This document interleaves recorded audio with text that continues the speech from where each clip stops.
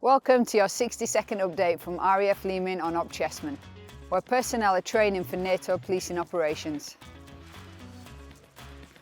Op Chessman provides pre-deployment training for 140 Expeditionary Air Wing personnel who will deploy on NATO Enhanced Air Policing missions.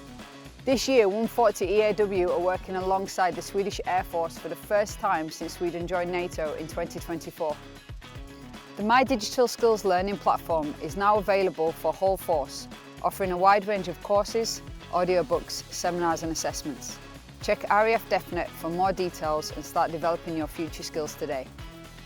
Rotary pilots have reached the final part of their operational flying training, known as Exercise Kukri Dawn.